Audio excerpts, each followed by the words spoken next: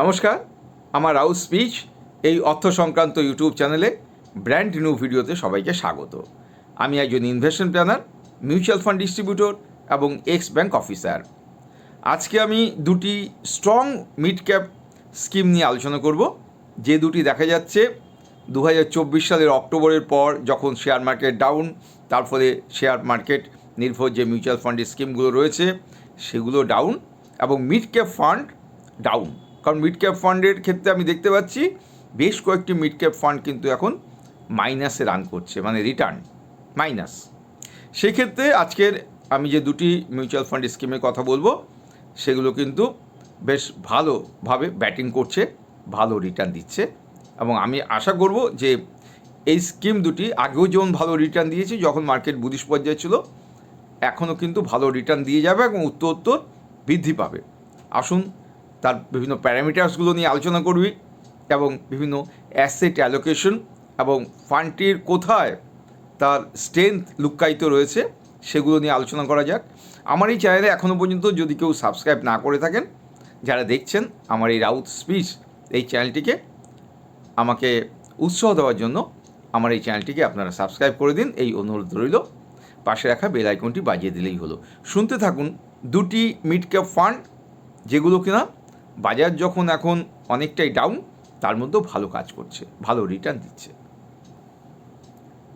প্রথম যে strong mid ক্যাপটির বিভিন্ন প্যারামিটার্স নিয়ে আলোচনা করব, তার নাম হচ্ছে এইচডিএফসি মিড ক্যাপ ফান্ড। এই ফান্ডটির নেট অ্যাসেট ভ্যালু বা ন্যাভ হচ্ছে 198 টাকা 40 পয়সা গত 2রা জুন 2026 অনুসারে। রেগুলার প্ল্যানই আমি সব বলবো, রেগুলার প্ল্যানই ছিল এর নেট অ্যাসেট ভ্যালু। আর এই স্কিমটির ফান্ড সাইজ সেটা হচ্ছে 95,745 কোটি টাকা। খুব বেশি নয়, খুব বেশি প্রিমিয়ামে কিনতে হয় না স্টকগুলোকে। এখন তো বাজার অনেকটা ডাউন, ফলে অনেক কমই কিন্তু কেনা যেতে পারে স্টকগুলোকে। স্টকের টোটাল পরিমাণ হচ্ছে দেখতে পাচ্ছি এপ্রিল 30 তারিখের ডেটে 79টি। আর এই স্কিমটির বেঞ্চমার্ক সেটা হচ্ছে নিফটি মিড ক্যাপ 150 TRI। 150 কেন বলা হলো? কারণ মার্কেট ক্যাপিটালাইজেশন অনুসারে যখন ফান্ড ম্যানেজাররা মিড ক্যাপে ইনভেস্টমেন্ট করে থাকেন বিভিন্ন স্টকে শেয়ার মার্কেটে, তখন 101 নম্বর যে মার্কেট ক্যাপিটালাইজেশন অনুসারে 101 নম্বর সিরিয়ালে যার নাম রয়েছে যে স্টক, সেখান থেকে 250তম স্টক তার মধ্যেই তারা বিনিয়োগ করে থাকেন। এবার বলি পোর্টফোলিও আর হোল্ডিংস নিয়ে এই স্কিমটির। দেখুন, পোর্টফোলিও মিড ক্যাপ যেহেতু জেনারেল যে নিয়ম আছে 65% মিড ক্যাপ স্টকগুলোতেই বিনিয়োগ করতে হয়, অতএব এক্ষেত্রে কিন্তু লার্জ ক্যাপ স্টকে বিনিয়োগ করে অতটা নয়, অল্প পরিমাণ 65% মিড ক্যাপ স্টকে বিনিয়োগ করতে হয়, সেটাই এখানে করা হয়। আরেকটি হচ্ছে সেক্টর ফোকাসিং। কোথায় হচ্ছে? মূলত 4টি সেক্টরে ফোকাসিং হয়। প্রথমত হচ্ছে ফিনান্সিয়ালস, 2 নম্বর হচ্ছে হেলথ কেয়ার, 3 নম্বর হচ্ছে ক্যাপিটাল গুডস, আর 4 নম্বর হচ্ছে কনজিউমার সাইক্লিক্যালস। এই 4টি মূলত হচ্ছে তার ইনভেস্টমেন্ট যে সেক্টরস সেগুলো। আর টপ হোল্ডিংসের ক্ষেত্রে দেখতে পাচ্ছি মোটামুটি ব্যাঙ্কগুলোতেই বেশি দেখতে পাচ্ছি, 4%-এর উপরে 3-4টি ব্যাঙ্কে দেখতে পাচ্ছি। 1 নম্বর হচ্ছে যে AU small finance bank, federal bank, Glenmark pharmaceuticals, সেখানেও বিনিয়োগ করা হচ্ছে। মোটামুটি তেমন বড় জায়গায় বিনিয়োগ করা হয় না, কারণ এই ক্ষেত্রে দেখা যাচ্ছে যে পোর্টফোলিওটা অনেক সময় খুব বেশি পরিমাণে কিন্তু এগুলো চেঞ্জ করা হয়। এই স্কিমটিতে মিনিমাম 5,000 টাকা দিয়ে কিন্তু লামসাম লগ্নি করা যায় এবং এক্ষেত্রে SIP 500 টাকা দিয়ে করা যেতে পারে। আর এই স্কিমে লগ্নি করে যদি বিনিয়োগকারী এই স্কিমটি বিক্রি করে দেন, 365 দিনের মধ্যে বিক্রি করে দিলে তাকে 1% এক্সিট লোড দিতে হয়। যে তারিখে বিক্রি করছেন সেই তারিখে এই স্কিমটির যা ভ্যালু আছে। আরেকটি বিষয় লক্ষণীয়, সেটা হচ্ছে এক্সপেন্স রেশিও। এক্সপেন্স রেশিও দেখতে পাচ্ছি যদি ডাইরেক্ট প্ল্যানে কেউ কেনেন এই স্কিমটি তাহলে 0.72%, আর রেগুলার প্ল্যানে কিনলে 1.29%। রেগুলার প্ল্যানে একটু বেশি হবেই, কারণ এক্ষেত্রে কমিশন দেওয়ার ব্যাপার রয়েছে, তবে অনেকটাই কম, কারণ জেনারেলি ম্যাক্সিমাম 2.50% এক্ষেত্রে এক্সপেন্স রেশিও রেগুলার প্ল্যানে হতেই পারে। আরেকটি বিষয় লক্ষণীয়, সেটা হচ্ছে যে এই স্কিমটির রিটার্ন পজিটিভ, আগেই বলেছি, কারণ এখন মার্কেট ডাউন চলছে। দেখতে পাবেন যে মিড ক্যাপে বেশ কয়েকটি ফান্ডের নাম উল্লেখ করছি না, সেই ফান্ডটি কিন্তু দেখা যাচ্ছে 10%-এর নিচে। যাই হোক, মিড ক্যাপ ফান্ড আপনি দেখে নেবেন যে কোন ফান্ডটি 10%-এর নিচে রয়েছে, মাইনাস রয়েছে। আর আমি দুটো ফান্ডের কথা বলবো যেগুলো পজিটিভ, সেটা নিয়ে আলোচনা করছি। এই ফান্ডটির এক বছরে 5.2% রিটার্ন ছিল, আর এক্ষেত্রে 2 বছরের রিটার্ন হচ্ছে 7.44%, আর 3 বছরের অ্যাভারেজ রিটার্ন হচ্ছে 21.14%। যেক্ষেত্রে 3 বছরের অ্যাভারেজ রিটার্নের যে ক্যাটাগরি অ্যাভারেজ যেটা, সেটা হচ্ছে 18.42%, মানে আলফা একটু বেশি আছে। আর অ্যাসেট অ্যালোকেশনের ক্ষেত্রে দেখতে পাচ্ছি যে ইকুইটিতে মানে শেয়ারে 93.46% এই ক্ষেত্রে শেয়ারে বিনিয়োগ করা হয়েছে, এবং তার যে ব্রেকআপটা সেটা হচ্ছে অবশ্যই মিড ক্যাপে বেশি থাকবে। মিড ক্যাপে দেখতে পাচ্ছি 65.06%, লার্জ ক্যাপে 8.61%, আর স্মল ক্যাপে 18.66%। আর হাতে ক্যাশ টাকা রেখেছেন 7.67%। এগুলো হচ্ছে 30শে এপ্রিল 2026-এর হিসাবে বলছি। কেন 7.6% তিনি ফান্ড ম্যানেজাররা হাতে রেখেছেন ক্যাশ? কারণ এক্ষেত্রে অনেক সময় অপরচুনিটি আসতে পারে এই মন্দার মার্কেটে, সেই ক্ষেত্রে তারা সেই সেই স্টকগুলো কিনতে পারেন। আর এছাড়া অনেক সময় অনেকে রিডিমশন করেন, সেল করেন, তাদেরকে বিক্রির জন্য তাকে ক্যাশ টাকা দিয়ে দিতে হয়। SWP স্কিমেও কিন্তু টাকা দিতে হয়, সেই কারণে হাতে ক্যাশ টাকা রেখেছেন। আরেকটি বিষয় হচ্ছে যে এক্ষেত্রে দেখা যাচ্ছে যে টপ 10 স্টকের মধ্যেই কিন্তু 33.96% রয়েছে, প্রথম 10টি স্টকের মধ্যেই। এই স্কিমটি কিন্তু অনেক চড়াই উতরাইয়ের মধ্য দিয়ে চলেছে, কারণ দেখতে পাচ্ছি যে স্কিমটির বয়স এখন 19 বছর পার হয়ে গেছে। এই স্কিমটি চালু হয়েছিল দেখতে পাচ্ছি 7ই মে 2007 সালে। তার মানে এর মধ্যে অনেকগুলো চড়াই উতরাই। 2008 সালে গ্লোবাল ক্রাইসিস হয়েছিল, তারপর করোনা পিরিয়ড তো গেছে 2020 সালে, তার মধ্যে অনেক কিন্তু পিরিয়ড গেছে যে সময় কিন্তু মার্কেট অনেকটাই ডাউন ছিল। এখন এর দামটি আমি আগেই বলেছি, নেট অ্যাসেট ভ্যালু 198 টাকা।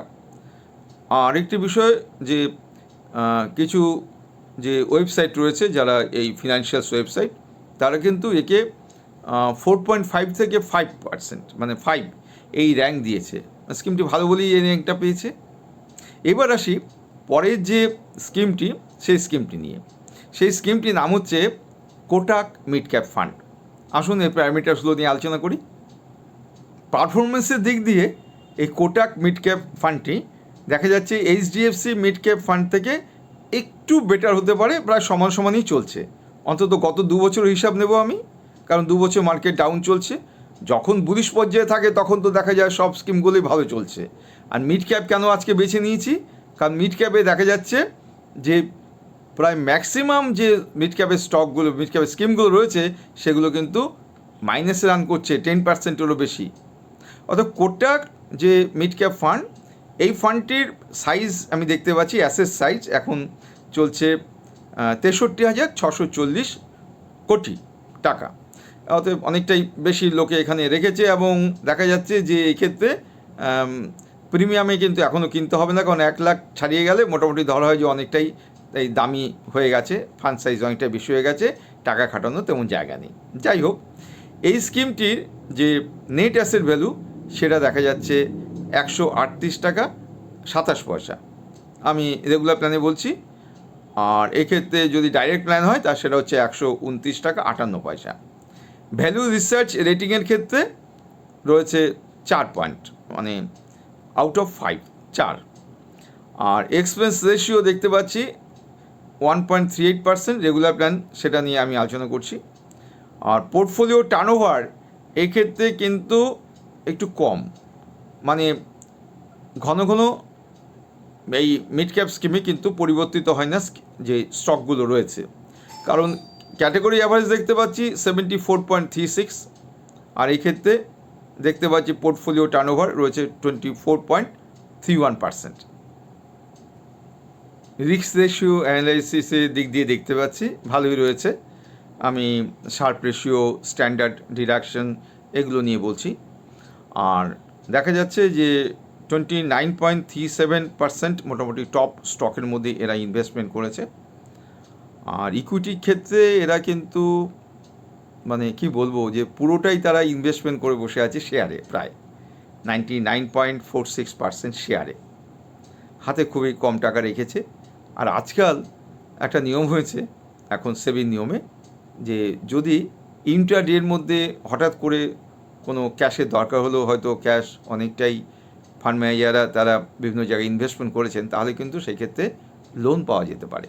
যাই হোক, ইস্যুটা অনেকটাই কম, ক্যাশ রয়েছে মাত্র 0.54% হাতে। আর এই যে 99.46% ইকুইটিতে মধ্যে তারা বিনিয়োগ করেছে, তার মধ্যে মিড ক্যাপে যথারীতি বেশি 73.52%, লার্জ ক্যাপে 11.82%, আর স্মল ক্যাপে দেখতে পাচ্ছি 14.58%। এক বছরের রিটার্ন আমরা আগে দেখেছি, গত এক বছরের রিটার্নে আমরা এইচডিএফসি মিড ক্যাপে দেখেছি 5.2%। এক্ষেত্রে দেখতে পাচ্ছি কোটাকের ক্ষেত্রে 6.71%, একটু বেশি, এটা আমি আগেই বলেছি। 2 বছরের রিটার্ন দেখতে পাচ্ছি 9.28, আর 3 বছরের অ্যাভারেজ রিটার্ন হচ্ছে 19.78%। র্যাঙ্কের দিক দিয়ে এই এক বছরে, লাস্ট এক বছরে দেখতে পাচ্ছি যে মোট 31টি স্টক রয়েছে। এই 31টি স্টকের মধ্যে র্যাঙ্ক হচ্ছে 10, এবং 3 বছর আগে র্যাঙ্ক ছিল 30টির মধ্যে 12। এই র্যাঙ্ক তো ওঠানামাই করে, র্যাঙ্ক দেখে আমরা নিশ্চয়ই নির্বাচন করব না। আর পি রেশিও দেখতে পাচ্ছি 27.40%। পি রেশিও বেশ ভালোই, মানে 1 টাকা বিনিয়োগ করে সেক্ষেত্রে রিটার্ন 27.40 পাওয়া যেতে পারে। অতএব এই স্কিমটিও আপনারা দেখতে পারেন, এই দুটো স্কিমের কথা বললাম, এবং এক্ষেত্রে আপনারা বিভিন্ন ওয়েবসাইটের সাহায্য নিতে পারেন। বিভিন্ন ফিনান্সিয়াল ওয়েবসাইট রয়েছে, সেখান থেকেও কিন্তু আপনারা আরও অনেক প্যারামিটার্সগুলো পেয়ে যাবেন। তা আমার মনে হলো যে মিড ক্যাপ যদি এখন কেউ কিনে থাকেন লং টার্মের জন্য অবশ্যই, তাহলে প্যানিকটাকে দূরে সরিয়ে রেখে আপনারা এই দুটো স্কিমের দিকে আপনারা যত্নবান হতে পারেন। অবশ্য ভালো করে বুঝে নেবেন, বাজারগত ঝুঁকি রয়েছে, এবং এক্ষেত্রে অবশ্যই আপনারা এই কোম্পানিগুলোর যে ওয়েবসাইট রয়েছে তার মধ্যে ঢুকে বুঝে তারপর ক্রয় করবেন। আজকে ভিডিওটি কেমন লাগলো আপনারা আমার এই ভিডিওর কমেন্ট সেকশনে কমেন্ট করে জানান।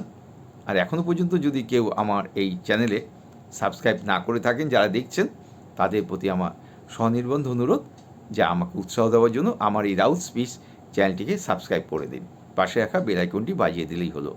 আমি 2-1 দিনের মধ্যেই আরেকটি অর্থ সংক্রান্ত ভিডিও নিয়ে আপনাদের কাছে উপস্থিত হব। আপনারা ভালো থাকুন, সুস্থ থাকুন।